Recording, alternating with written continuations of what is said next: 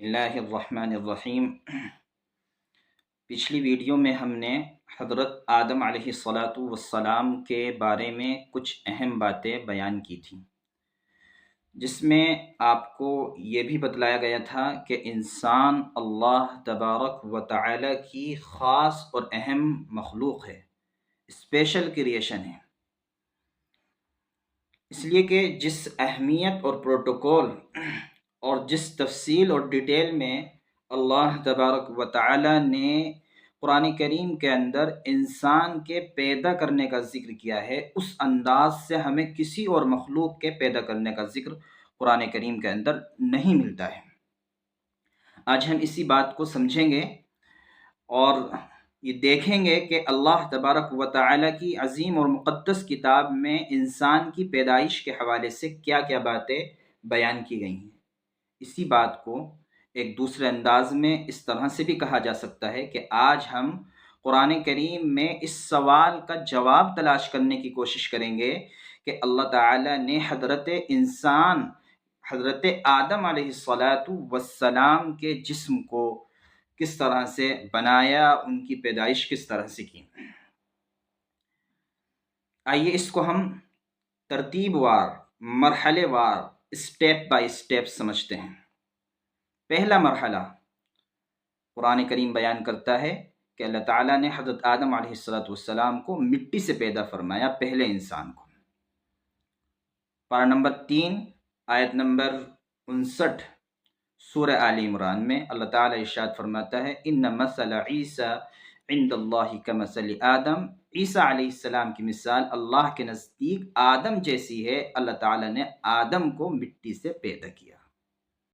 اس بات کی مزید تشریح اور وضاحت ترمذی شریف حدیث نمبر 2955 میں اس طرح سے ملتی ہے کہ اللہ کے رسول اکرم علیہ السلام نے ارشاد فرمایا ان اللہ خلق آدم من قبضۃ قبضها من جمیع الارض، کہ اللہ تبارک و تعالی نے پوری زمین سے ایک مٹھی مٹی لی، یعنی زمین کے الگ الگ حصوں سے ایک مٹھی مٹی لی گئی۔ پہلا مرحلہ اس طرح سے مکمل ہوا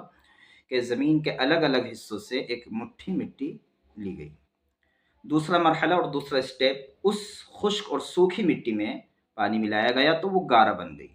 قرآن کریم میں پارہ نمبر 23 سورہ صاد آیت نمبر 71 میں اس بات کو بیان کیا گیا۔ اللہ تعالیٰ ارشاد فرماتا ہے اذ قال ربک للملائکہ انی خالق بشرا من طین، کہ اس وقت کو یاد کیجئے جب تیرے رب نے فرشتوں سے کہا کہ میں ایک انسان کو گارے سے بنانے والا ہوں۔ دوسرا اسٹیپ اور مرحلہ اس طرح سے پورا ہوا۔ پھر تیسرا مرحلہ اور اسٹیپ اس طرح سے ہوا کہ وہ جو گارا تھا، اس گارے کو کچھ لمحے کے لیے یوں ہی چھوڑ دیا گیا، یہاں تک کہ اس کے اندر بو آ گئی اور اس کا رنگ بھی بدل گیا، سیاہ ہو گیا۔ پارہ نمبر 14 سورۃ ہجر آیت نمبر 26 میں اس بات کو بیان کیا گیا۔ اللہ فرماتا ہے وَلَقَدْ خَلَقْنَا الْإِنسَانَ مِنْ صَلْصَالٍ مِّنْ حَمَإٍ مَّسْنُونٍ، کہ ہم نے انسان کو سڑے ہوئے گارے کی کھنکھناتی مٹی سے پیدا کیا۔ چوتھا اسٹیپ اور چوتھا مرحلہ کہ وہ جو گارا تھا جس میں بو پیدا ہو گئی تھی اور رنگ بھی سیاہ ہو گیا تھا اس کو پھر کچھ لمحے کے لیے اور چھوڑ دیا گیا، تو اس میں چپکنے کی صلاحیت پیدا ہو گئی، چپکاہٹ کی کیفیت آ گئی۔ قرآن کریم میں پارہ نمبر 23 میں سورہ صافات آیت نمبر 11 میں بیان کیا گیا انا خلقناہم من طین لازب، ہم نے انسان کو لیسدار گارے سے چپکتی ہوئی مٹی سے پیدا کیا۔